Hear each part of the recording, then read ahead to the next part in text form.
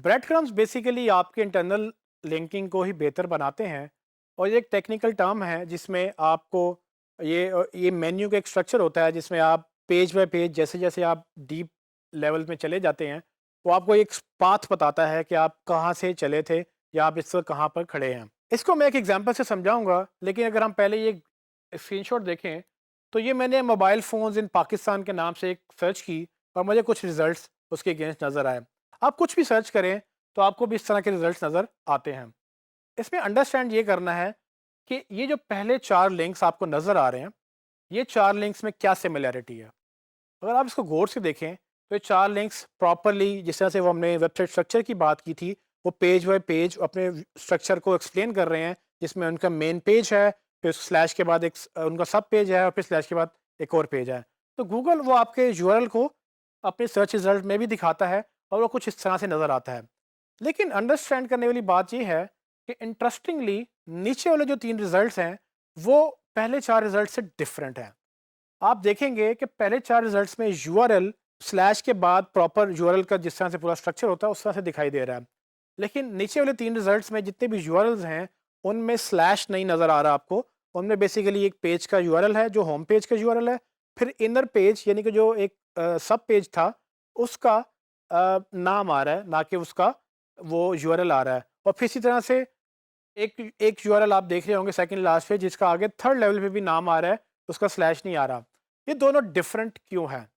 Basically ये दोनों different इसलिए हैं क्योंकि नीचे वाले 3 लिंक्स जो हैं उनकी वेबसाइट के ऊपर या उनके पेजेस के ऊपर ब्रेड क्रम्ब नेविगेशन इंस्टॉल्ड है। यानी कि गूगल को ये पता है कि ये पेज का पेरेंट पेज कौन है और उसका पेरेंट पेज कौन है। यानी कि वो पूरा पाथ अंडरस्टैंड कर सकता है कि ये पेज कहाँ से चला और कहाँ तक जा रहा है। तो ये हम गूगल को बता सकते हैं खुद से अपनी वेबसाइट में इंस्टॉल करने के लिए। लेकिन अगर ये काम बाकी वेबसाइट्स भी कर लें तो वो भी बेहतर हो सकती हैं। आपको मैं ये दिखाता हूँ कि जैसे कि एक रिज़ल्ट दराज़ का आ रहा था, अगर मैं उसी पेज के ऊपर क्लिक करके उसकी वेबसाइट के ऊपर जाऊँ, तो आप देखेंगे कि मेन्यू में आपको पूरा पाथ नज़र आ रहा है कि पहले आप होम पेज के नीचे मोबाइल्स का पेज है और उसके नीचे एक और पेज है। सो अल्टीमेटली आपको वो एक पूरा पाथ नज़र आ रहा है कि आप इस वक्त मोबाइल्स के पेज के ऊपर हैं, उसके ऊपर मोबाइल फ़ोन्स एंड टैबलेट्स का पेज है एंड देन उसके ऊपर होम पेज है। इस बात की वजह से यूज़र को ये आसानी होती है कि यूज़र ये अंडरस्टैंड कर लेता है कि हाँ भाई, मैं कहाँ पर हूँ और मैं कहाँ से ये पेज चला था और इसके पेज का पेरेंट पेज कौन है और उसका पूरा पाथ क्या है। ये चीज़ गूगल को भी हेल्प करता है वो स्ट्रक्चर अंडरस्टैंड करने में। और आप जब ये स्ट्रक्चर इंस्टॉल करते हैं, जब ये नेविगेशन लगाते हैं, तो गूगल इसको अंडरस्टैंड करते हुए अपने सर्च रिजल्ट में आपको वहाँ भी हायरार्की दिखाता है कि होम पेज के नीचे मोबाइल फ़ोन एंड टैबलेट का पेज है, उसके नीचे मोबाइल्स का पेज है।